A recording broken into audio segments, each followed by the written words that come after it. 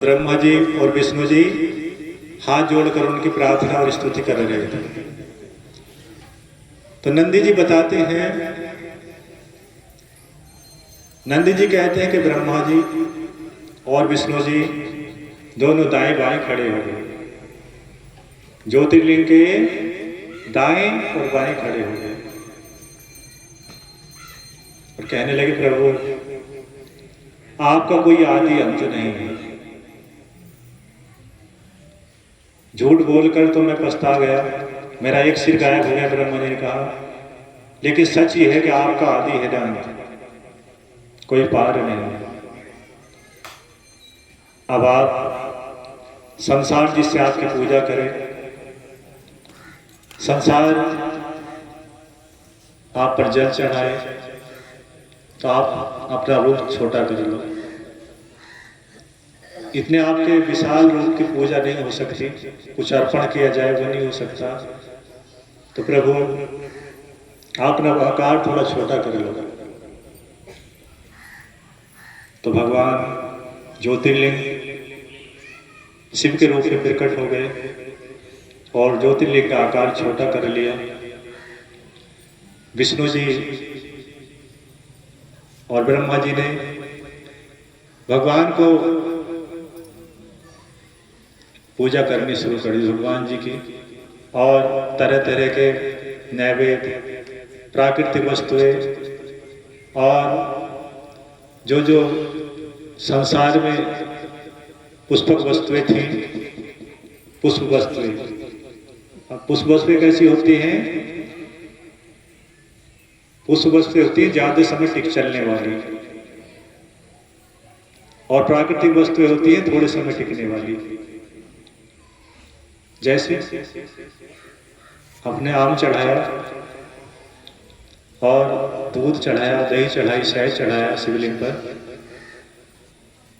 और खीर चढ़ाई, तो वो एक दिन तो चलेगी या कई दिन चलेगी? एक दिन बाद या शाम के समय तो दूसरा भोग लगाना पड़ेगा, एक ही टाइम चल सकती है। तो कम समय चलने वाली प्राकृतिक वस्तुएं और ज्यादा समय चलने वाली पुष्प वस्तुएं हैं। जैसे हिमालय चढ़ा दी भगवान जी को, तो पता चला कई साल भगवान जी के ज्योतिर्लिंग में चली, बहुत समय, लंबे समय तक चल रही है। तो विष्णु जी और ब्रह्मा जी कुछ प्राकृतिक चीजें लाए, कुछ पुस्तक चीजें लाए, हीरा, सोना, चांदी, मणि, माणिक्य, जो लंबे समय तक चलने वाली, बहुत लंबे समय तक। कुछ पकवान लाए, नैवेद्य लाए, भगवान शिव को शिवलिंग पर अर्पण किए। तरह तरह के मंत्रों का उच्चारण करते रहे, भगवान शिव के मंत्रों का जाप करते रहे और पूजन करते रहे, विष्णु जी और ब्रह्मा जी। तो सबसे पहले शिवलिंग की पूजा किसने की? ज्योतिर्लिंग की ब्रह्मा जी ने और विष्णु जी। और शिव कहने लगे, हे ब्रह्मा जी, हे विष्णु जी, सबसे पहले मैं प्रकट हुआ तो आपको दर्शन हुआ, और सबसे पहले मेरी पूजा भी दोनों आपने ही की। तो हे पुत्रों, पहले झगड़ा कर रहे थे ना, मैं पिताजी हूं, मैं पिताजी हूं। अब शिव कह रहे, हे पुत्रों, तुम मुझे दोनों प्रिय हो, तुम दोनों मेरा दाएं और बाएं हाथ हो।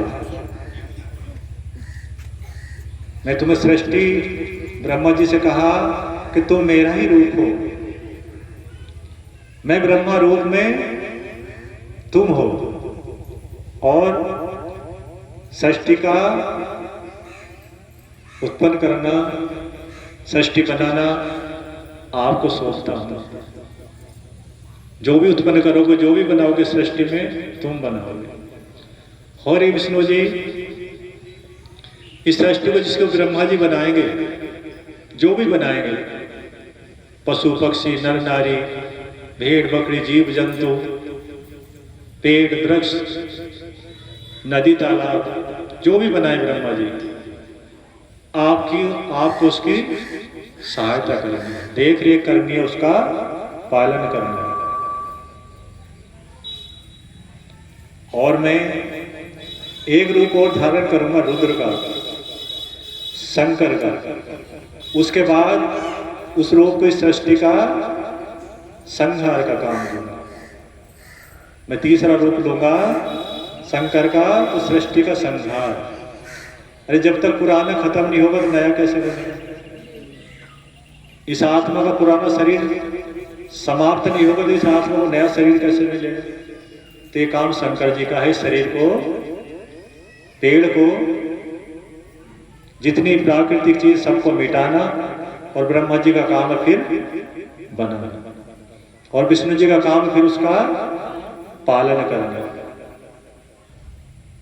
हमारा तुम्हारा जो सब काम चला है, खाने का, घर मकान का, बच्चों का, ये सब विष्णु जी का काम।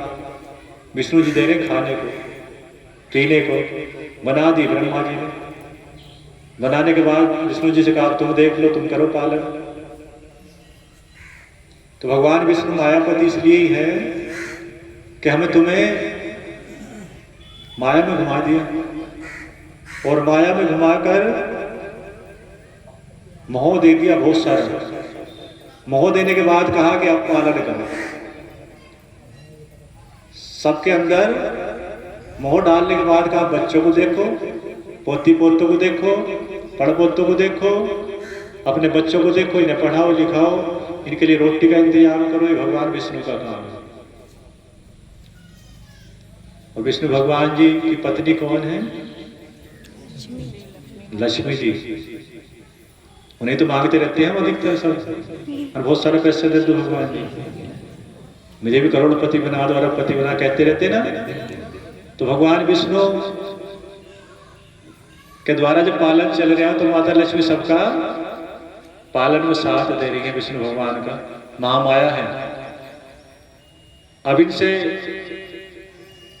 काम करते करते चौकस यही रहना है कि इनके ही माया जाल में न लगे रहे भगवान विष्णु के ही। हमें अपना भी देखना है कि इस आत्मा का सुधार भी करना, मौज करना है। भगवान विष्णु तो ही लगाते रहेंगे माया में। अरे ये देख ले, इसे पोते को देख ले, पड़पोते को और देख ले, पड़पोती का भी देख ले। तो भगवान विष्णु से कहना है कि तुम इस माया के चक्कर में लगा लगा कि बस तुम दूर मत हो जाइए। ऐसा ना हो कि शिव ना मिले, आप ना मिलो, माया ही माया मिलती रहे। तो ये लिखा है शास्त्रों में कि इनकी कृपा से माया अलग होती है। माया का जो विनाश होता है, जैसे जैसे उम्र बढ़ते रहे इनसे मांगते रहो कि अब कम कर दो, और कम कर दो मोह, और कम कर दो। और जब सारे काम हो जाए ना, फिर न कर दो अब तो ये समाप्त कर दो, अपनी माया हटा लो। बड़ा घुमाया तुमने, बड़ा पिटवाया, बड़ा नाच नचाया, बड़ा तड़पाया, अब हटा लो। और जो पुजारी है ना उनका, उन पर इनकी विष्णु भगवान की माया का असर कम हो गया। भगवान कहते जब मेरे घर आ गया, मेरी ध्यान में लगा, तो अपनी माया में तुझे ज्यादा नहीं उलझाऊंगा। और जो पूजा नहीं करते उन्हें तो इतना फंसा हो रहे हैं कि मेरा एक घड़ी को मुझसे दूर ना हो जाए, एक क्षण के लिए मुझसे अलग ना हो जाए, उसके बिना रहा नहीं जाएगा। तो भगवान विष्णु का काम है कि फंसे रहे बेटे, फंसाते फंसाते यहीं रुड़का हो जाऊंगा पृथ्वी भाई, यहीं जन्म लियो जी। अगर उन्हें पुकार लिया कि नहीं भगवान तुम्हारी माया नहीं तुम चाहिए, तो कहेंगे बहुत तेज है, किसी अच्छे गुरु का चेला है, मुझे ही मांगने में लगा है। तो अपनी माया को धीरे धीरे इसके पास से हटाता रहेगा।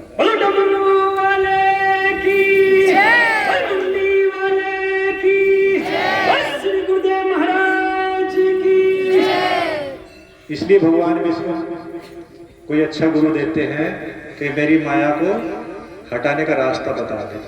मैं तो बता नहीं सकता। अरे जिसने बाग लगाया वो उजाड़ देगा क्या? अपने आप काटेगा। हमने कोई पेड़ लगाए तो आरा लेकर उसको अपने आप लग जाएंगे क्या? काटने वाले को बुलाएंगे कि लगाया तो दर्द लगेगा, हम क्यों काटे? तो भगवान विष्णु सोचते मैं तो बता नहीं सकता कि मैंने तुझे माया को उलझा रखा, ये संत ही बताएंगे। संत ही बताएंगे कि मैंने उलझा रखा, निकल ले इससे। मेरा काम तो फांसने का है। ये तो ब्रह्मा जी ने काम दे दिया कि सृष्टि का पालन करना, और पालन बिना मोह के होने का नहीं। अगर विष्णु भगवान सबका मोह खत्म कर दें तो कल कोई साड़ी उड़ी बदल के ना दूसरी, और दूसरे कपड़े बदल के हम तो भैया तपस्या करें, कोई हमारा नहीं, हम किसी के कोई ना रखा कोई किसी का, ऐसी ऐसी बात कर लेंगे। तो भगवान जी बहुत तेज है कि इससे ऐसी बात करें तो इन पर अपनी माया घुमाता है। अब यहाँ तो भक्ति का असर हो गया, गुरुदेव सामने बैठे कथा सुना रहे, आश्रम से निकलते ही माया का असर होना शुरू हो जाएगा। यहाँ से निकलेंगे, हंसी कौन कर देंगे विष्णु भगवान से इस मोड़ से कि घर को देर हो गई और बुढ़ा क्या कहेगा और बुढ़िया क्या कहेगी। तो माया ऐसी असर दिखाना शुरू कर देगी। तो इसलिए इससे चौकस रहो। ये गुरु ही बतावे कि कैसे चौकस रह जाएगा। काम तो करते रहो लेकिन फंसो मत। भगवान जी गीता में भी कह रहे, रामायण में भी कह रहे, शिव पुराण में कह फंसो मत। मैं फंसाता तो हूँ पर ये संत निकलने का रास्ता बताते रहे, कैसे निकला जाएगा। इसलिए भगवान जी संत बनाते हैं। संत जो भगवान जी बनाते हैं कि मैं फंसाता हूँ, ये निकलने का रास्ता बताते हैं। मैं जन्म देता हूँ, ये मेरे पास आने का रास्ता बताते हैं। तो चौकस रहना। अभी ना थोड़ी देर से कथा समाप्त हो जाएगी। गुरु जी यो काम है, गुरु जी वो काम, अभी माया का असर थोड़ी देर में शुरू होने वाला है। तो काम तो गुरु जी हंसक रहे, गुरु जी मन मन में हंसक रहे कि शुरू हो गया काम अभी। इसलिए हम चाहते हैं कि माया का काम भी करते रहो और अपनी भक्ति का भी बढ़िया करके ध्यान रखते रहो। तो विष्णु भगवान को काम सौंप दिया शिव जी कि मायापति बन जाओ तुम। तो फांसो ने मेरे जीव को जितने मैंने शरीर धारण कर लिए, इन्हें लगाओ काम में, वरना ये काम नहीं करेंगे, ये काम नहीं करेंगे। नारद जी को श्राप ऐसे ही लगा था, ये जो घूमते फिरते रहे ना तीनों लोकों में। अब हमें भी नारद जी कहते थे बचपन में, हम भी पूजा सिखाने में लगे रहे। नारद जी का काम भी वैरागी वाली भक्ति सिखाते रहे भी जानते हैं। तो राजा दक्ष ब्रह्मा जी के पुत्र, उन्होंने कई हजार बच्चे पैदा किए। नारद जी आ गए, भाई क्या काम करोगे, बच्चे बच्चे करोगे, अब पूजा भक्ति करा करा, ठीक है नारद जी बढ़िया कह रहे। सारे ध्यान करने में चले गए, सब तपस्वी बन गए। कई हजार बच्चों का जन्म करा राजा दक्ष। राजा दक्ष को पता चले गया कि सारे पुजारी बना दिए। भैया तो है ही, राजा दक्ष के भैया है ना नारद जी, ब्रह्मा जी के पुत्र हैं वो भी। अब उन्होंने फिर कई हजार बच्चे बनाए राजा दक्ष। फिर नारद जी घूमते घामते आए गए, पृथ्वी कितनी बड़ी पता है ना, ऐसा तो पता ना, कितने बच्चे बनाओगे, कहाँ कहाँ रहेंगे पता है ना, ऐसे ही पता ना, पहले पृथ्वी को देख लो ना कितनी बड़ी। ठीक कह रहे, वो घूमने निकल गए, वो भी तपस्वी बन गए, वो भी घूमने में सिवाय करते करते पृथ्वी का भ्रमण करने लगे, वो भी भाई का। तो जब कई बार बच्चे बनाने के बाद नारद जी ने सबको पूजा सिखा दी, तब राजा दक्ष ने श्राप दिया था कि नारद तूने मेरे कई हजार कई लाख बच्चे गायब कर दिए, मैं तुझे श्राप देता हूं, तू भी एक जगह नहीं टिकेगा, तू भी भगता रहेगा। तैने मेरे बच्चे भगा दे, तुझे भी भगने का श्राप देता हूं, तू भी भगता रहेगा तीनों लोगों को। तो इसलिए ऋषि मुनि तो तपस्या सिखाते रहे कि आत्मा का उद्धार होकर सुख में पहुंच जा। भगवान विष्णु तो चक्कर में लगे रहे कि घूम घाम का आत्मा यही घूमती रहे, अच्छे ऋषि बना दूंगा, कोई आएगा उनके कंट्रोल में तो आ जाएंगे, मेरे पास ना आया तो लुढ़कते रहेंगे भाई।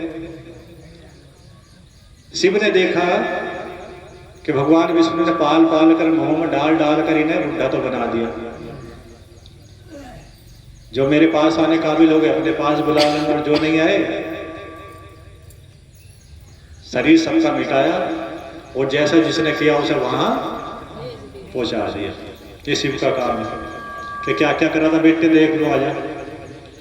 शरीर को लुढ़काया और आत्मा ने जैसा जैसा करा था उसी लोग भेज दिया। ये शंकर जी का काम है, शिव का। तो हे ब्रह्मा जी, हे विष्णु जी, आप षष्ठी में अपना अपना कार्य करो। तुम दोनों मेरे पुत्र हो, दोनों मुझसे प्रकट हुए हो। और ये दिन जो आज का दिन है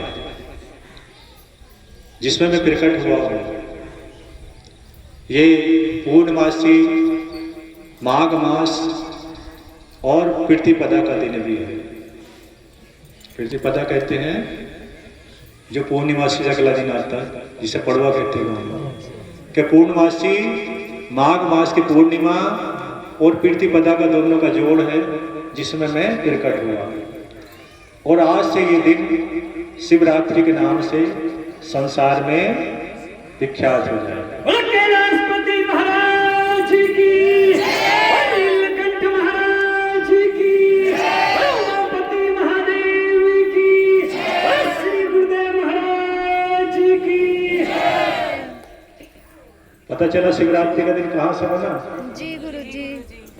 ये दिन जिसमें मैं प्रकट हुआ, तुम दोनों ने मेरी पूजा की, दोनों ने ना अन्न खाया न जल पिया, निराहार रहकर मेरी पूजा की। तो ये दिन शिवरात्रि का दिन आज से विख्यात हो जाएगा। और ये शिवरात्रि वो है जो जाड़ों के बाद आती है ना। एक तो अभी आई थी सावन वाली, जो माघ मास में आती है, जो अपने तरफ मनाई जाती है, व्रत भी रखते हैं सब। तो ये मेरे प्रकट होने का दिन संसार में शिवरात्रि के नाम से विख्यात होगा। इस दिन जो मेरी पूजा करेगा निराहार रह के रात और दिन, वो मुझे कार्तिक से भी अधिक प्रिय होगा। हे ब्रह्मा जी, हे विष्णु जी, ये दिन आज का विशेष दिन माना जाएगा। इस दिन जो निराहार रहकर दिन रात मेरी पूजा करेगा, वो मुझे कार्तिक जैसे भी अधिक प्रिय होगा। पूरे दिन, पूरे वर्ष जितने व्रत रखे जाए, उन व्रतों का फल जितना मिलता है इस शिवरात्रि के व्रत से एक दिन में मिल जाएगा। जो मेरी पूजा करेगा इस दिन और व्रत रखेगा, जो व्रत पूरे वर्ष फल देते हैं, एक दिन के व्रत रखने से वो फल मिल जाएगा। शिवरात्रि का इतना बड़ा महत्व इस शिव पुराण में दिया है कि शिवरात्रि का व्रत कितना महत्वकारी है। और शिवलिंग पर, पार्थिव शिवलिंग मुझे सबसे अधिक प्रिय है। उस दिन बताया था शिवलिंग कितने प्रकार का, सोने का, चांदी का, स्फटिक का, और कोई बर्फ के बना लें, कोई मिट्टी के बना लें, कि मुझे पार्थिव शिवलिंग अधिक प्रिय है, जिनकी हम पूजा करते हैं हम तुम सब मंदिरों में जाकर। और पंचामृत,